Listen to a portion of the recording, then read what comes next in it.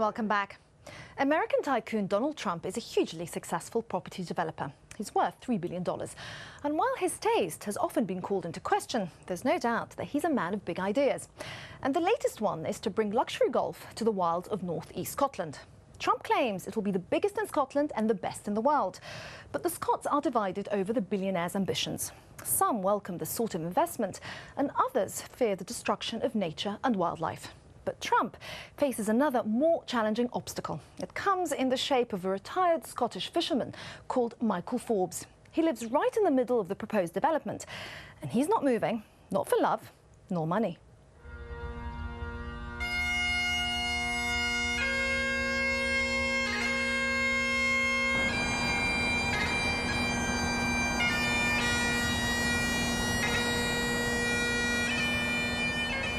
My grandfather, he was a salmon fisher here.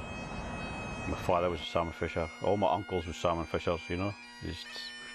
Our life's here, you know. And Trump thinks he's going to come over here and thinks he could throw a few pounds at me and I'll go to leave it.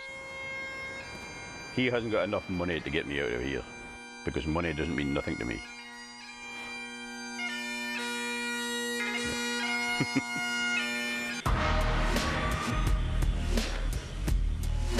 I find building golf courses a very beautiful thing to do, and we've built 4 of the best courses in the United States, highly rated and tremendously successful.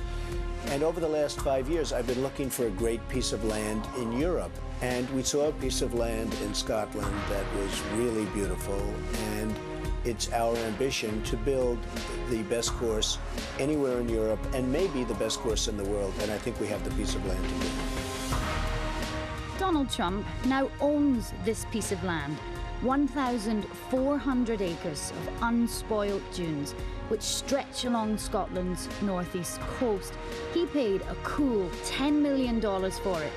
But what he hadn't bargained for was the Scottish fisherman who lives here on what he wanted to be the first 9 holes of his championship golf course. The day Trump came over here, I was mending my nets just like this, just same place actually. And Tom Griffin came up and tapped me on the shoulder. I would jump it out of my skin, you know, because I was concentrating on doing this. And he says, is it okay if Trump comes over and talks to you? And I just says, well, time somebody come and talk to me. And Trump started on about would I sell, you know. I said, no, it's not for sale. Yeah, but everybody's got their price. I says, no, I haven't got a price.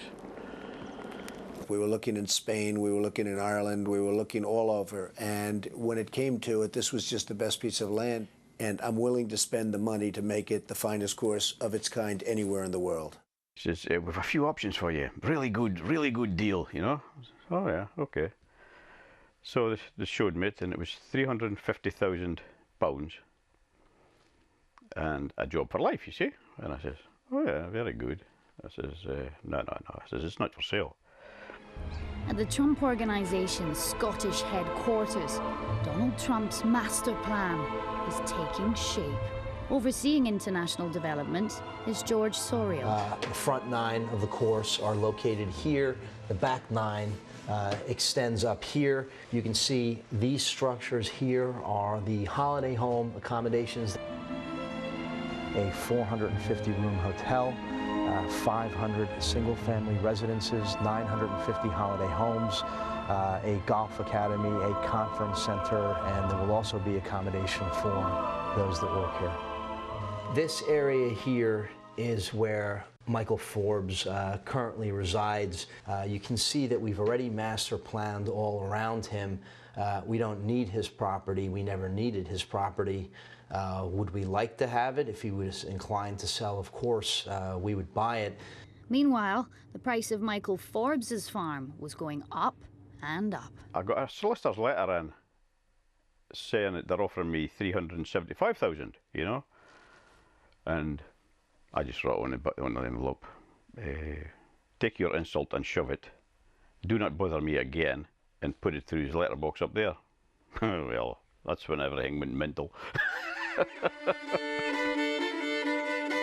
the battle got picked up by the media, and Michael Forbes became a household name, well, in Scotland at least. But things really heated up when Trump spoke out about Forbes' housekeeping. Go down and take a look at how badly maintained that piece of property is. It's disgusting to look at it. Rusted tractors, rusting oil cans. I don't know if he's doing it. I actually asked him, are you doing this on purpose to try and make it look bad so I pay some more money? I can't see no leaky oil drums. He says rusty old tractors, yes. That's because they worked on the beach. There's rusty Land Rovers, they've been on the beach, but I use them for spares for the one that I'm using now, you know. I'm not going to throw away that just to make him happy, you know. And then he gets publicity, you know, sitting there like, oh, he's this angel. He's not an angel, he's a tough guy. Smart, tough guy. But Trump's in for a shock because if he gets his way and gets his go-ahead for a golf course, this field's over here I'm going to give to the local travellers. You know, there's travellers. Then he'll have something to complain about.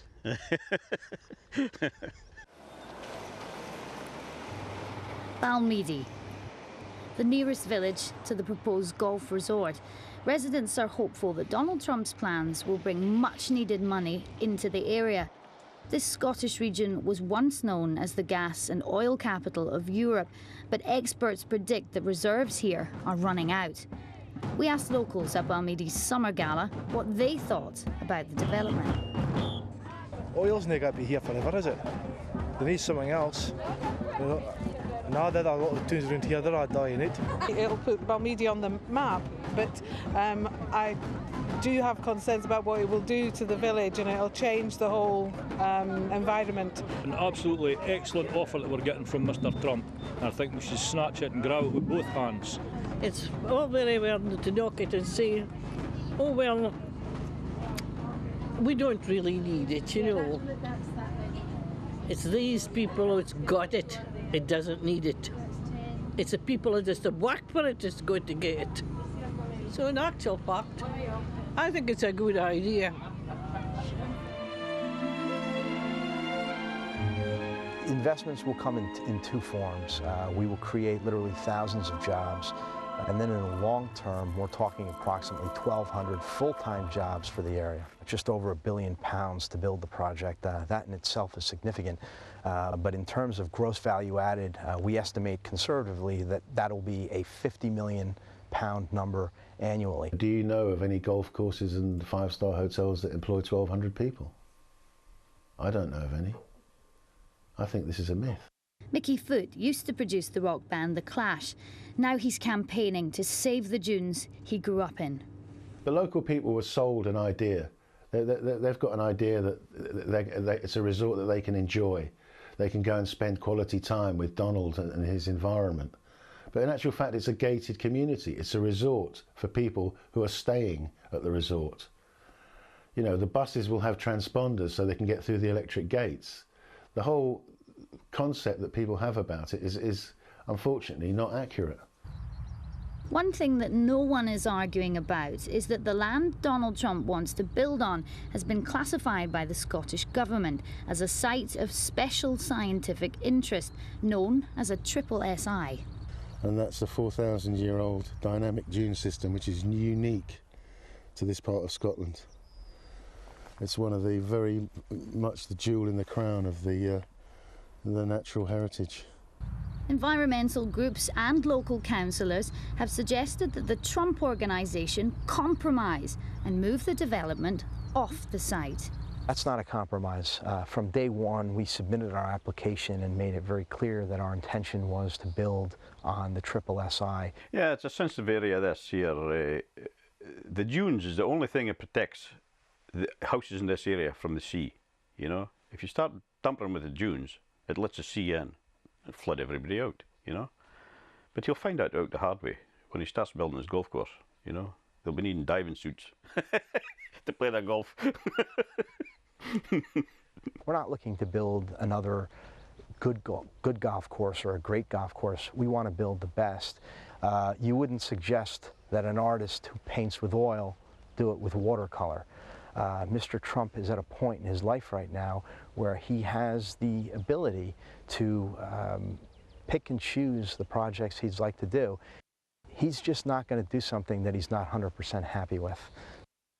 Well, it feels great, especially when it's of quality like this. There's no piece of land like this, I think, anywhere in the world, let alone Scotland.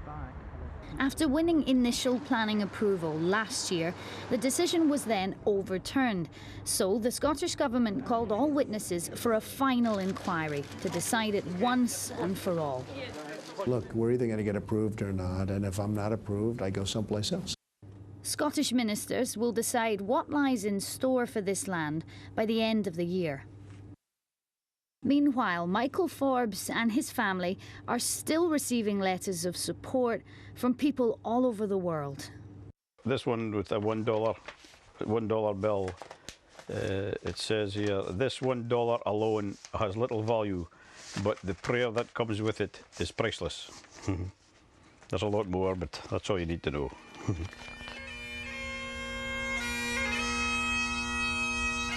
I feel in my water, it's not going to happen, you know. To the end of the day, I'll still be here. And Trump will have made his money and you won't hear of him again, you know. But I'll still be here.